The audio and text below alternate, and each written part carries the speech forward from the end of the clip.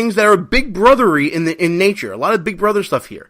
For instance, Twitter and their team have access to all your information, whether you deleted it or not. So your personal information, your passwords, your messages, your DMs, your deleted tweets, all that kind of stuff. They have access to all of that, and they could probably turn it over to the government anytime. In fact, one video showed that they were more than willing to turn over President Trump's information to DOJ should they ask for it. They were like jumping at the bit for that.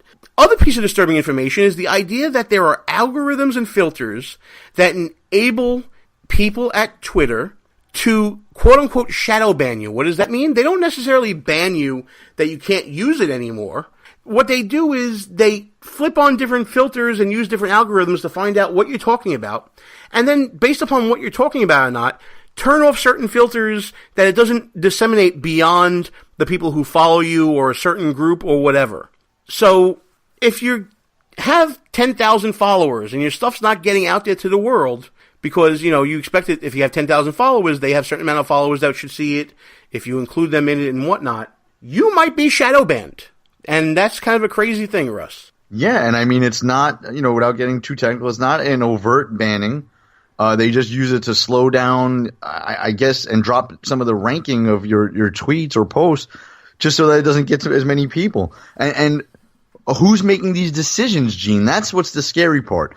We're not talking about like, I don't know, you can make the argument of if someone came on and had a gun in his hand and was posting a video on Twitter saying, let's go out and kill cops right now. Obviously, there's got to be some kind of way to fix those scenarios.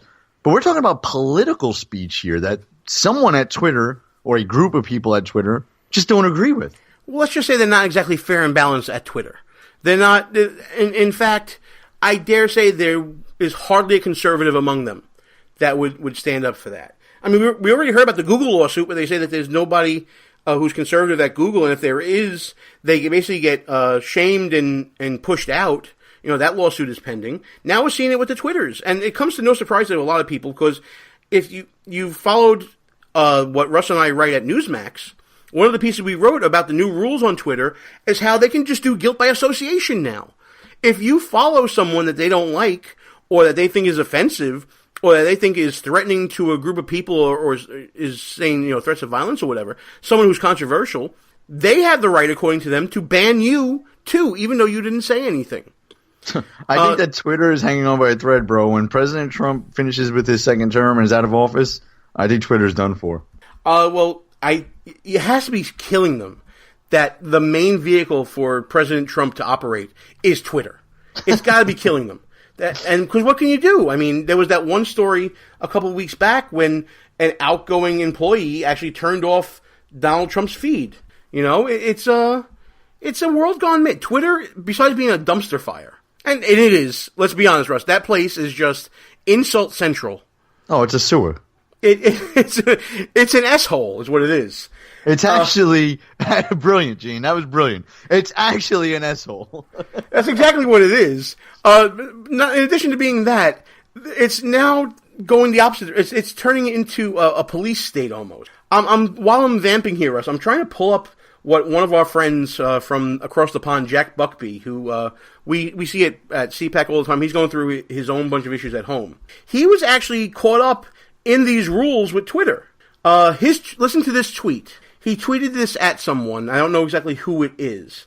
But Twitter sent him a message saying that his account is suspended until he deletes this tweet. This is the exact wording of the tweet. There's an at, and it's directed at someone, which I don't know who it is. Quote, I don't argue Muslims are, quote, overrepresented in terrorism. That implies there isn't a reason. Muslims conduct terror because their religion instructs them to. Jews succeed because they're incredibly smart. Now, whether you or not you agree or disagree with what Jack's saying, and there's room for both sides if you want to do that, is that tweet in and of itself a reason to ban him from using the platform? Come on. I don't get it. Why? I mean, what happened to debate and reasoning? Like, I don't understand. And by the way, this is a tweet from December 29th, and he just got this message recently. And they're claiming he violated a rule that he cannot promote violence against threaten, or harass other people on the basis of race, ethnicity, national origin, sexual orientation, gender identity, religious affiliation, age, disability, or serious disease. So basically, everyone on Twitter should be banned based upon that That's rule. it. They're old. Every single one of them. Dick Durbin. Every single one of them should be, every single person on there, because you're trying to tell me that there aren't people out there that, come on.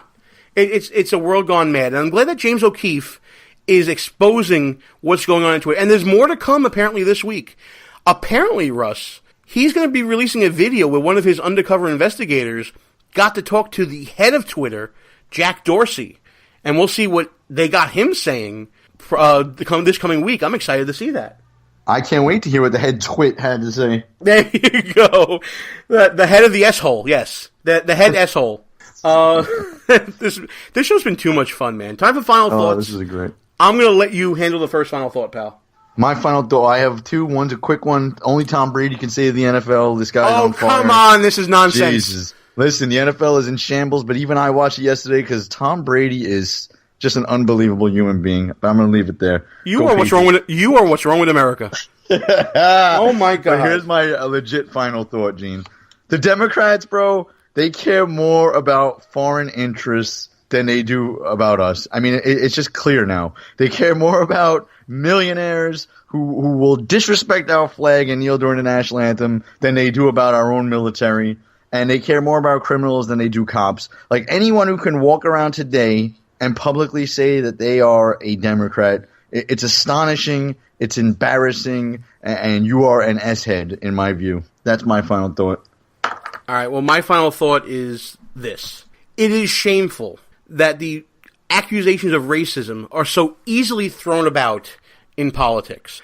This is something that's been a pet peeve of mine for a very long time, as Russ knows. Having been called anti-Semitic on my own political race that I did, and we can all have a laugh about that, as you hear Russ laughing right now, by the way. But in all honesty, in the same week that President Trump was asked by April Ryan in a press setting, Mr. President, are you a racist? President Trump was signing legislation making Martin Luther King's home a federal landmark or a federal park or something like that, but, preserving it for history. And did so, he did a signing earlier in the week with Dr. Alveda King and Martin Luther King III. And for that to happen in the same week and be accused of being a racist because of something that was attributed to the president that may or may not be true, we have no confirmation of, is absolutely disgusting. I'm ashamed that we live in the day and age when that can still happen.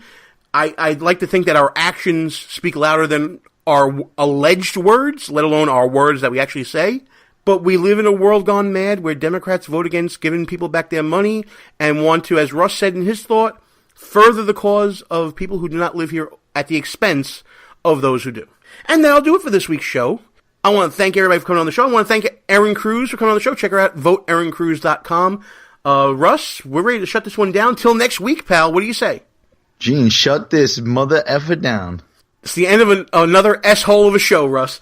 From the People's Republic of New York, Gene Baradelli, Russ Gallo, Behind Enemy Lines, we are out of here. Good night, folks. Our position has been compromised. It's time to roll out. Report for debriefing at www.behindenemylinesradio.us and look for regular communications via Facebook and Twitter at BEL_radio. You are the resistance. Behind Enemy Lines. A rock radio production. Back in 7 days. Out.